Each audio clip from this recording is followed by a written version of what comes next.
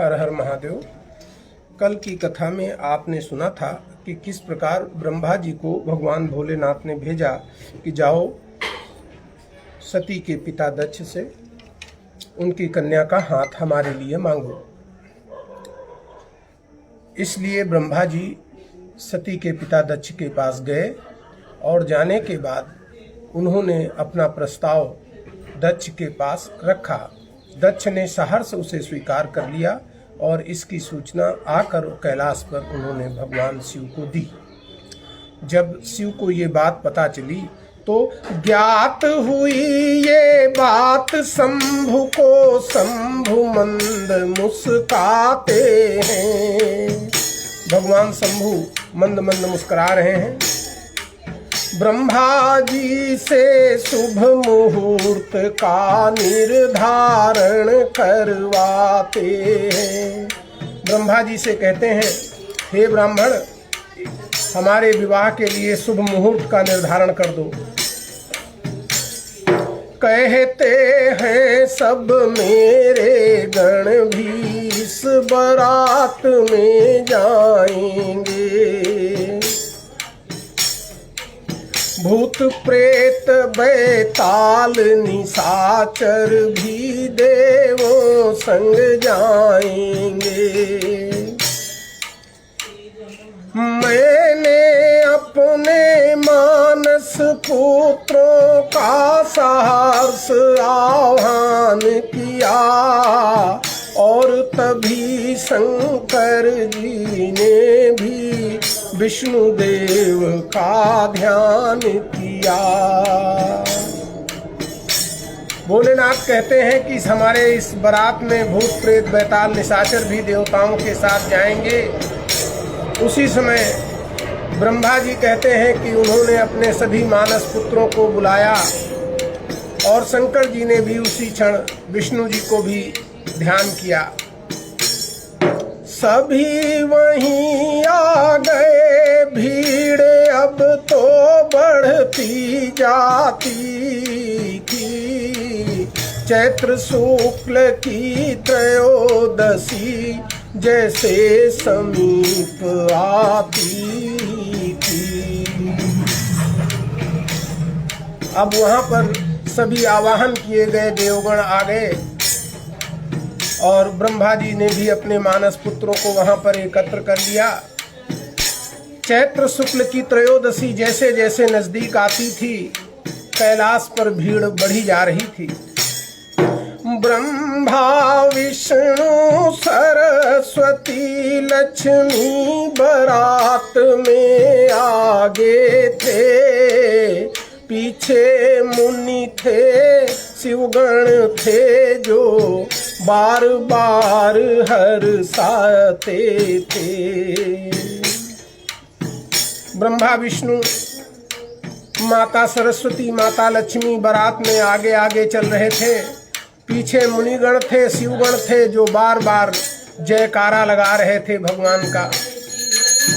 शिव जी ने लीलावश अपने अन्य गणों को याद किया।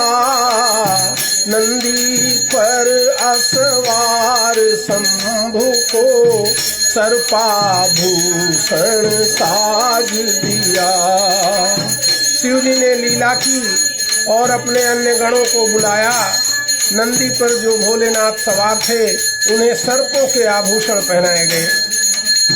चंद्र कला जटा सर्प संग शिव आभूषण बनते हैं। धीरे धीरे शिव बराती फिर दक्ष स्थान पहुँचते हैं। धीरे धीरे अब बारात दक्ष के स्थान पर पहुंचती है। सब आनंदित थे, शिव की सुंदर बारात सुहाती थी।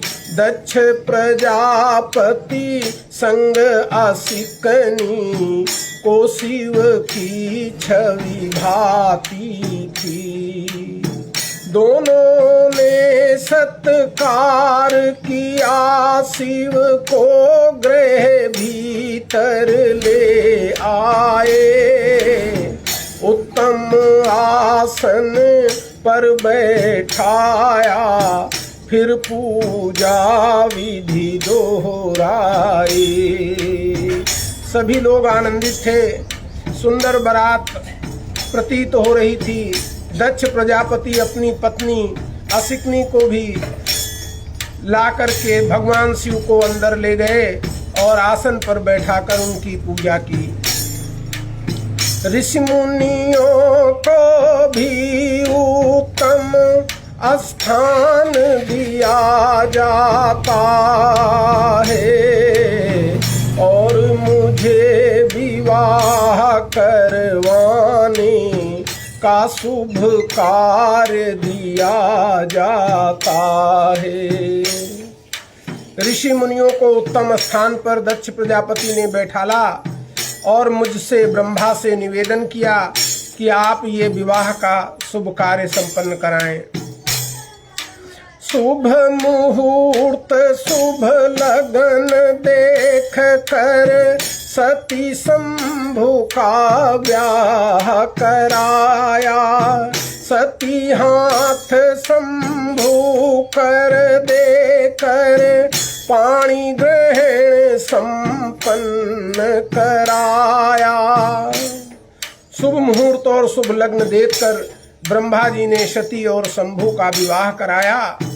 सती का हाथ शंभु के हाथ में देकर पाणी ग्रहण संपन्न हुआ। सती ब्याह संपन्न हुआ, सब और ढोल बजते थे। गायन नृत्य संग उत्सव भी दरबारी करते थे। सभी देवगण शंभु सती की भांति भांति स्तुति करते हैं।